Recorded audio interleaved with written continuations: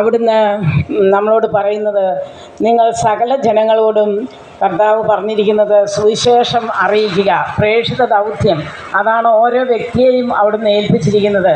അപ്പം നമ്മളുടെ ചെറുപ്രായം മുതൽ, നമ്മൾ ശിശുവായിരിക്കുമ്പോൾ മുതൽ നമ്മുടെ മാതാപിതാക്കളിലൂടെ, നമ്മുടെ സമൂഹ ജീവിതത്തിലൂടെ നമ്മൾ യേശുക്രിസ്തുവിൻ്റെ പാഠങ്ങൾ പഠിക്കുകയും യേശുക്രിസ്തുവിനെ അനുകരിക്കുകയും അങ്ങനെ ജീവിക്കുന്നവരായി തീരുവാനായിട്ട് ശ്രമിക്കുകയും ചെയ്യുന്നവരാണ്. എന്നാൽ വഴിക്ക് എവിടെയോ വെച്ച് നമ്മളുടെ ജീവിതത്തിൻ്റെ പ്രായത്തിൻ്റെ ആ പരിധിയിൽ നിന്നുകൊണ്ട് നമ്മൾ പ്രവർത്തിക്കുമ്പോൾ നമ്മളുടെ ജീവിതത്തിൽ തിന്മകൾ കടന്നുകൂടാനുള്ള വലിയ സാധ്യതയുണ്ട്. ആ സാധ്യതകളെ തരണം ചെയ്യുവാൻ ഇങ്ങനെയുള്ള ഓരോ സുവിശേഷ പ്രഘോഷണങ്ങളിലും ആ കർത്താവായ യേശുക്രിസ്തുവിൻ്റെ നാമത്തിൽ നമ്മൾ നടത്തുന്ന ഓരോ പ്രവർത്തനങ്ങളും നിങ്ങൾക്കൊക്കെ പ്രചോദനമാകട്ടെ എന്ന് ഞങ്ങൾ ആശംസിക്കുന്നു. കർത്താവായ യേശുക്രിസ്തു നമ്മുടെ ജീവിതത്തിൽ ആരാണെന്ന് നമുക്ക് വ്യക്തമാക്കി തരാനായിട്ട് ഒരുപാട് വചനങ്ങൾ നമ്മളുടെ മുൻപിൽ ഉണ്ട്. അവിടുന്ന് പറയുന്നു, കർത്താവായ യേശുക്രിസ്തുവിൽ വിശ്വസിക്കുക, നീയും നിൻ്റെ കുടുംബവും രക്ഷ പ്രാപിക്കുമെന്ന്. അതുപോലെ തന്നെ അവിടുന്ന് പറയുന്നുണ്ട്, നമ്മളോട് പറയുന്ന വചനം, അവിടുന്ന് പറയുന്നു, നന്മയുടെ വഴിയെ സഞ്ചരിക്കുക. നന്മയുടെ വഴിയെ ഇടുങ്ങിയതും വാതിൽ വീതി കുറഞ്ഞതുമാണ്, എന്നാൽ തിന്മയിലേക്കുള്ള വഴി വിസ്താരമേറിയതും അതിലൂടെ പോകുന്നവർ അനവധിയുമാണ്.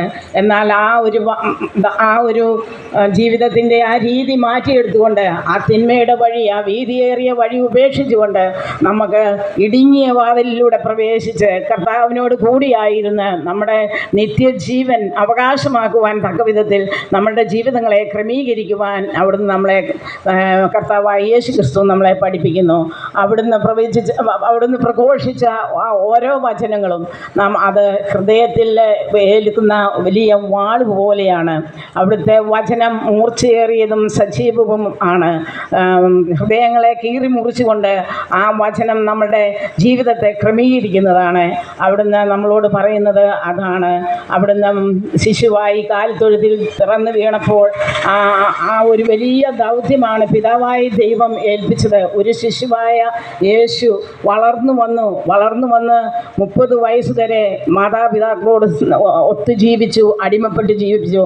എന്നാൽ അവിടുന്ന് 30 വയസ്സായപ്പോൾ അവിടുത്തെ ദൗത്യം ആരംഭിക്കാനായി പിതാവായ ദൈവം ഏൽപ്പിച്ച വലിയ ദൗത്യമേ പ്രാവർത്തികമാക്കുവാൻ വേണ്ടി അവിടുന്ന് ഇറങ്ങിത്തിരിച്ചു.